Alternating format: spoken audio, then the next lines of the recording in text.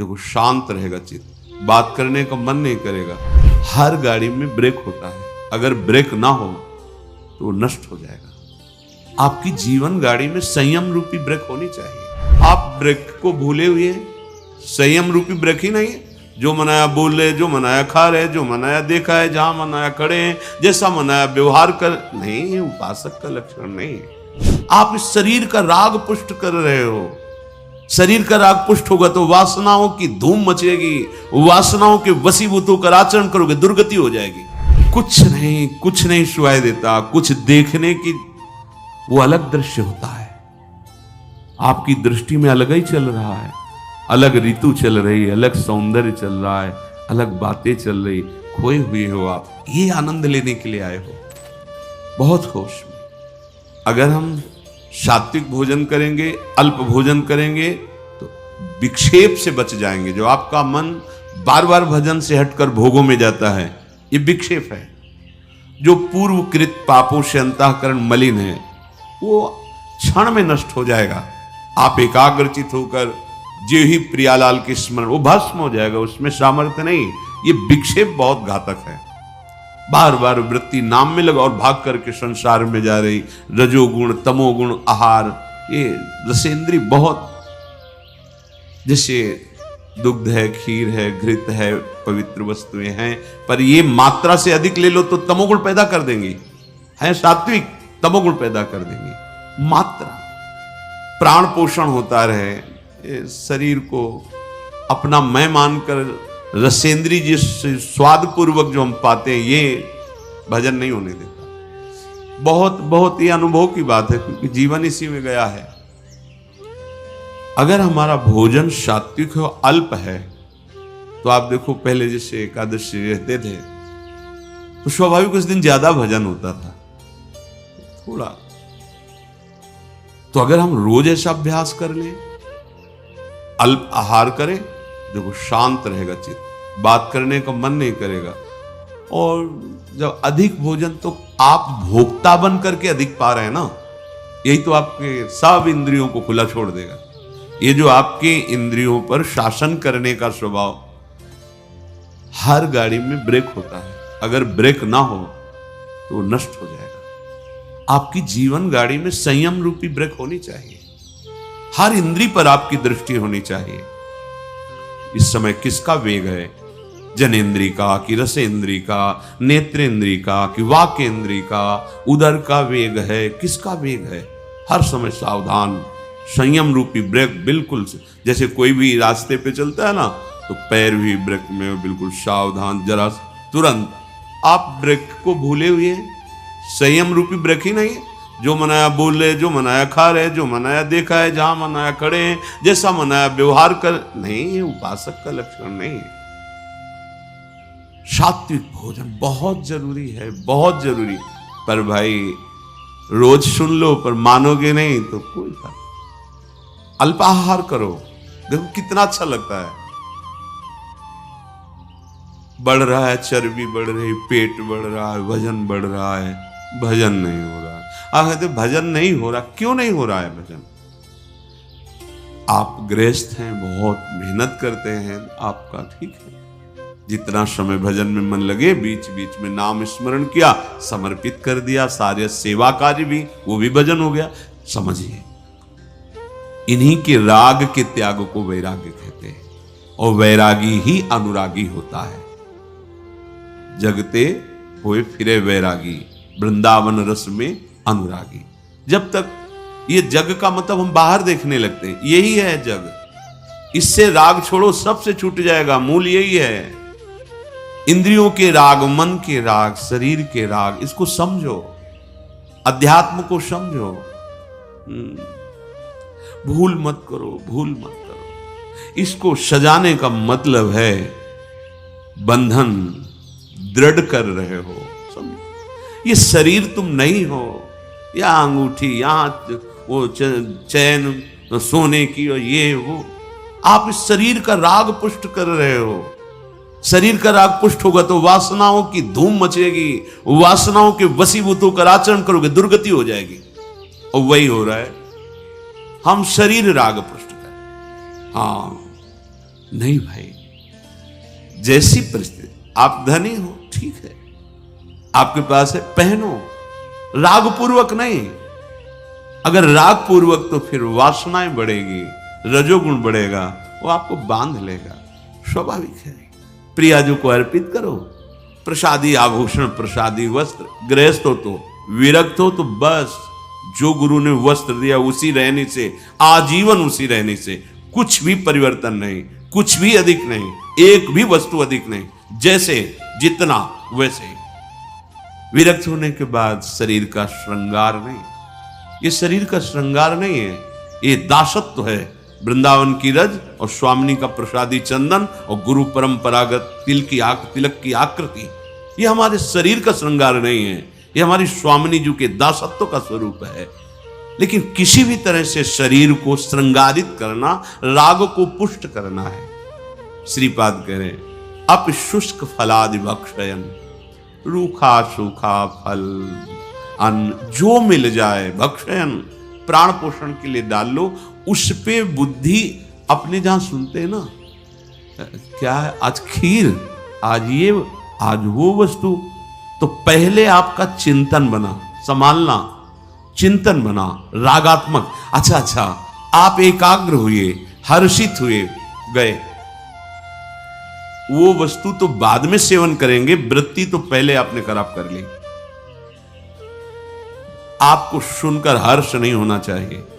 अगर भगवत प्राप्ति करनी है तो प्रियाजू का प्रसाद है, बस इतनी बुद्धि रखनी। वो क्या क्या है ये मुझे नहीं देखना है, प्रियाजू का प्रसाद है, वो जैसा भी हो, वो हमारी लाड। प्रसादम स्वामिन्या स्वकरदत्तम प्रणेता। श्री स्वामिनी जी ने प्रेम पूर्वक कृपा करके हमें जो स्वाद पाते हुए अब प्रसाद दिया, हम उससे पाते हैं, उससे अपने प्राणों का पोषण करते हैं। नाम वाणी से स्वरूप का पोषण होता है और प्रगट प्रसाद से देह का पोषण हो रहा है। अगर हम नाम वाणी में चित्त नहीं दिया तो शरीर पोषण को भी संभाल नहीं पाएंगे, पक्की बात समझो। अगर हम नाम वाणी, तो फिर नाम वाणी से विस्मृत है तो ये अनुभव की बात कहते हैं। प्रसाद पाते हुए भी आपका संयम नहीं रहेगा। नाम वाणी सेवक शरण सदा रहे, अनत नहीं विश्राम, कै वाणी हरिवंश की, कै हरिवंश। या तो भगवत लीला भरे पद गुनगुना रहे, नाम मंत्र चल रहा है, स्वरूप का पोषण। अगर स्वरूप का विस्मरण तो देह भाव में विचरते हुए फिर बात नहीं बनेगी। प्रभु का प्रसाद देह पोषण और नाम वाणी स्वरूप पोषण, ये बैठा लो अपने हृदय में। अगर आप स्वाद बुद्धि से भोक्ता बन करके पाओगे तो नाम वाणी चला ही नहीं सकते। किसी भी इंद्री को बढ़ावा देना अपने भजन को नष्ट कर देना है। आप प्रार्थना थोड़ा समझिए, आप शरीर नहीं हैं, आप इंद्रिय के द्वारा भोगे हुई वस्तुओं के भोक्ता नहीं हैं। आप स्वरूप में स्वयं अखंडानंद हैं, स्वयं भगवदानंद हैं।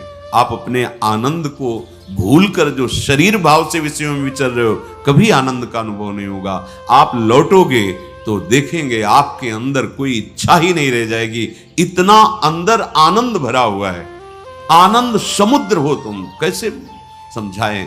पानी में मीन पियासी, मुझे सुन सुन आवे हासी, महापुरुष जन कहते। पानी में मीन पियासी, मुझे सुन सुन आवे हासी। अरे आनंद सिंधु के मध्य में वास करने वाले आनंद सिंधु, तू इन बिंदुओं से, ओस कणों से अपनी प्यास बुझाना चाहता है, हंसी की बात है। तू आनंद समुद्र में है, आनंद सिंधु मध्य तो वासा, और मर कहा रहा है, ओस कणों से प्यास बुझाना चाहता है।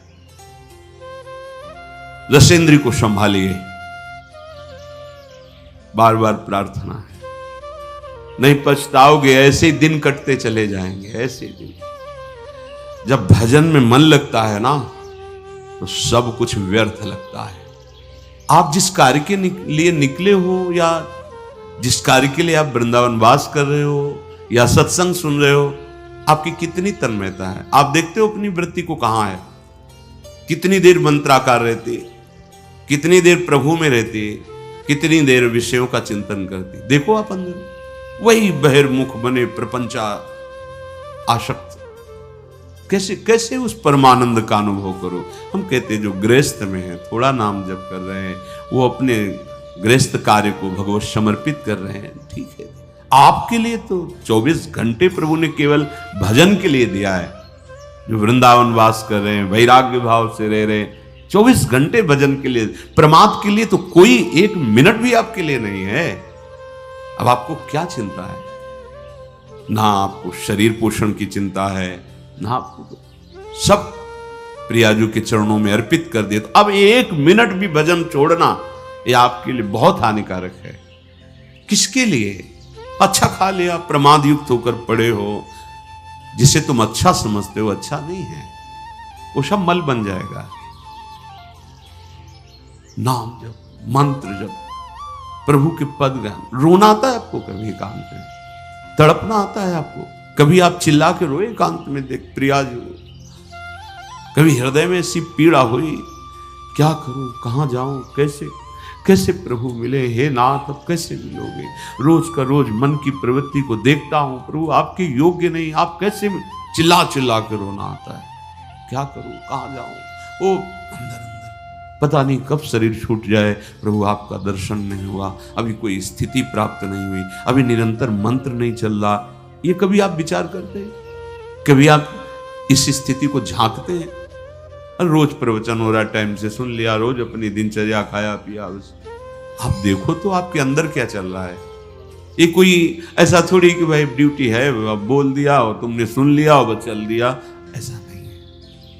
हम एक अध्यात्म के पथिक है, हमें अपनी स्थितियां देखनी है। जो मन बुद्धि में इंद्रियों में कुछ गलतियां हैं उनको अपनी दृष्टि पे रखना है। हमारे में दूर करने का बल नहीं लग रहा तो हम अपने आराध्य देव से प्रार्थना करते हैं। हम मंत्र जप और बढ़ाते हैं, नाम जप और बढ़ाते हैं और उन गलतियों को बिल्कुल बिल्कुल रोकते हैं, उनको नष्ट करते हैं।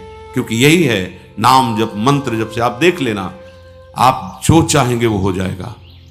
मंत्र जप का प्रभाव तो होता है कि चाहे खत्म हो जाती है, आप देखो तो करके। पर वो मंत्र जप करने के लिए, भजन करने के लिए, अध्यात्म में आगे बढ़ने के लिए इंद्रियों का संयम जरूरी है, जरूरी। हमने महापुरुषों को देखा है, संग हुआ है, बड़े ही विरक्त महापुरुष। तो प्रयाग में भी थे साथ कुछ समय। अब जैसे वहां तो भंडारा है प्रयाग में, तो जब कुंभ लगता है तो सब, तो किसी भी जैसे साथ थे, एक खप्पर रखते थे, नारायण बोले पंगत में बैठ करके पा लीजिए, बोले हमारा स्वभाव नहीं, आपको देना है तो इसे दे दीजिए। बड़े ही विरक्त महापुरुष, ऐसा लगता था हम साक्षात ब्रह्म के साथ हैं। हाँ सामने पदार्थ है ये, हाँ ये नहीं, ये इतना जितना लिया वो गंगा किनारे बैठ करके ब्रह्मार्पणम ब्रह्म रात दिन अपने चिंतन में, कहीं कोई प्रपंच का भान नहीं। अब समय भी नहीं रह गया विचरण वाला, क्योंकि युग धर्म का प्रभाव होता है। अब जैसे आप जवान साधक हो, आप विचरण नहीं कर सकते, अमंगल हो जाएगा। अब वो ना मना स्थिति ऐसी है और ना समाज स्थिति ऐसी है। संत को देखते ही भगवत भाव से, अब तो संशय वृत्ति से देखा जा सकता है, तो भगवान ने कृपा करके धाम और तीर्थों में, पुरियों में वास दे दिया। अब हमारा क्या कर्तव्य है? एक क्षण भी प्रभु का विस्मरण ना हो। हमें जगत मंगल के लिए कुछ और करने की जरूरत नहीं है। आप जितना भजन करेंगे तो रोम रोम से आपके ऐसे परमाणु प्रकट होंगे, जगत मंगल स्वतः होने लगेगा, स्वतः होने लगेगा। पर आप रुकिए अपने, जैसे हम मार्ग में चलते हैं, हर समय वृक्ष पर ध्यान रहता है कि अगर वृक्ष, तो फिर हम वृक्ष पर ध्यान ही नहीं दे रहे। देखो ना, संयम रूपी वृक्ष पर ध्यान दे रहे, जो मना है सो बात करते चले जा रहे हैं। लग रहा है नाम नहीं चल रहा, नहीं, आप ऐसे कैसे बात कर सकते हैं? वो आकृति अलग होती है, नाम चल रहा है, बात कर रहा है तो उसकी एक अलग दृष्टि होती है, आंतरिक दृष्टि, वो नेत्रों में झलकती कि वो यहाँ बात कर रहा है लेकिन पूरा नहीं है। अर्थ पर दृष्टि बहुत धोखा कर देती माया, बहुत धोखा। बार बार प्रार्थना करके कहते सावधान, माया का कार्य है भगवत विस्मरण करा करके राग पूर्वक बांधना, वस्तु में, व्यक्ति में, स्थान में। नहीं भाई नहीं, होश में। अगर हमारा ये अचला 1 वर्ष चलता है तो हमें दूसरा लेने की जरूरत नहीं। ओढ़ना ही तो ना, हमारा वस्त्र जितना प्रयोग में आता है उतना वर्ष। जब तक भगवदाकार वृत्ति नहीं हो जाती तब तक यह सिद्धांत अपने में नहीं लागू करना चाहिए कि महलों में रखे चाहे झोपड़ी में वास दे। आप फेल हो जाएंगे, क्योंकि आपका राग नष्ट नहीं हुआ। ये सिद्धों की स्थिति है, महलों में रखो चाहे झोपड़ी में वास दो। दत्तात्रेय जी महाराज कहते हैं, कभी कभी मैं राजमहलों में सुंदर पलंगों पर सुंदर नाना प्रकार के भोग सामग्री पाते हुए वहां पड़ा रहता हूं, तो कभी स्मशान में और कभी फुटपाथ में धूल धूसरी। ये स्थिति नहीं है। कभी बड़े बड़े राजाओं के द्वारा पूजित होता हूं, कभी जो मूढ़ पुरुष उनके द्वारा अपमानित होता रहता हूं, कोई फर्क नहीं। अपनी स्थिति नहीं है, ये सिद्धों की स्थिति है। महलों में राखो चाहे झोपड़ी में वास दो। अपनी स्थिति अभी राग युक्त है, हमको बचना है। जब तक वैराग्य युक्त वृत्ति नहीं होगी तब तक वो वृत्ति का क्या होता है, चिपकाव होता है। किसी वस्तु चिपक गया, किसी व्यक्ति उस पर चिपक गया। कैसे चिपका आप जानोगे? जब आप एकांत होगे, उस वस्तु की याद आवे, उस व्यक्ति की याद आवे, तो आप आसक्ति, वो हर वस्तु व्यक्ति स्थान और हमारी वृत्तियां फैलती रहती है। तो उपासना किस बात की हो रही? चित्त वृत्ति को रोक करके प्रभु में लगाना। अब गोपियों की स्थिति है कि वो व्यवहार के कार्य सब कर रही, लेकिन एक एक वृत्ति कृष्णाकार है। ये कोई स्त्रियां है? परमहंसों की पूजनीया गोपी ये कोई स्त्री है? मुरारी पादार्पित चित्त वृत्ति। ओह, बड़े बड़े महापुरुषों ने इनकी चरण रज वंदना की। एक दिन वो संत आए थे महाराष्ट्र से, कृपा करके परिकर। कोई कोई शब्द होता है जो एकदम दिमाग में छा जाता है। वो बोले, जिसके मुख में राम तिनको करूं प्रणाम। वैसे बदला तो तुकाराम जी का, हे जिसके मुख में नाम, वो कह रहे प्रणाम करता हूं मैं उसको। और कोई साधन की बात नहीं, जिसके भागवत में यज्जिभ्यागे वर्तते नाम तुभ्यम, बार बार हम आपको इशारा कर रहे हैं। सब साधना का, सब तीर्थों का, सब सत्संग का, सब शास्त्रों का एक फल, तुम्हारा नाम न छूटे, मंत्र न छूटे। अगर आप इस पर हैं तो फिर ये प्रपंच की वार्ता कौन करेगा? फिर ये नाना प्रकार के स्वादिष्ट पदार्थ कौन स्वाद लेगा? जो हम ही राम लागते मीठे, गोस्वामी तुलसीदास जी कह रहे। यदि मुझे भगवान का नाम प्रिय लगने लगता तो ये सब पदार्थ, ये जितने व्यंजन है सब सीठे लगने लगते। सच्ची मानिए, नाम वाणी अगर नहीं है तो कुछ भी हो, कहीं भी हो, आपके हृदय की चिंतन वृत्ति जगत में रहेगी तो अशांति, दुख, क्लेश, बंधन, ईर्ष्या, द्वेष ये बना है। तो हम धाम में कहां हैं? हमें बताओ। आपके अंदर ईर्ष्या है, द्वेष है, नाना प्रकार के कुविचार हैं, तो परमानंद में प्रियालाल के महल में रहते हुए आप कहां हो? विचार करके देखो। नाम वाणी चल रही, एक आनंद की उमंग। कैसे? कुछ नहीं सुनाई देता, कुछ देखने की वो अलग दृश्य होता है। आपकी दृष्टि में अलग ही चल रहा है, अलग ऋतु चल रही है, अलग सौंदर्य चल रहा है, अलग बातें चल रही। खोए हुए हो आप, ये आनंद लेने के लिए आए हो। ए भाई, ये रूप कोई आनंद वाले नहीं है, ये देह कोई आनंद वाले नहीं है, यहां कोई भी भोग आनंद वाला नहीं है। ये बड़े बड़े महापुरुषों का जब निकले थे तो पूर्व महापुरुषों की कृपा से, पूर्व जन्म के प्रताप से एक बात थी कि मुझे वो जो इनमें लिखा है कि भगवान का नाम अमृत, भगवान के नाम में बड़ा स्वाद, भगवान जीवन धन, वो हमें देखना है। बस ये लगन ने धज्जियां उड़ा दी संसार के राग की। कभी अन्य की आश्रय वृत्ति हृदय में गुरु कृपा से नहीं आई, हरि कृपा। क्योंकि लक्ष्य था, जो लिखा है उसको देखना है। तो आप तो सुन रहे हैं, आपको तो रोज शास्त्रों की सार बातें सुनने को मिल रही। अलग अलग ग्रंथों में तुम्हें पढ़ने की जरूरत नहीं, सब यही सुनने को मिल रहा है। रोज सत्संग हो रहा है, रोज आपको भगवत सेवा के दिनचर्या में मन लगाना ही पड़ेगा, जबरदस्ती लगाना पड़ेगा। कितना बढ़िया है। जहां खोज की जाती कि कोई मुझे ऐसा मिले, सतमार्ग क्या है बता दे, वहां तुम्हें सतमार्ग बताया जा रहा है। अगर अब चूक हो गई तो पता नहीं किस कल्प में, किस युग में ये पुनः ऐसा अवसर आएगा कि नहीं, ये भी नहीं कहा जा सकता।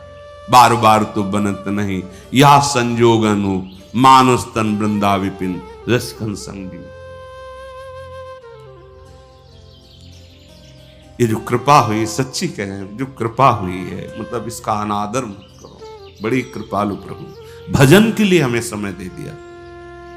अंदर से जो चिंतन की बात हम तुम्हें बताते हैं, प्रभु कृपा ना करे तो वृत्ति प्रभु में लगे ही ना।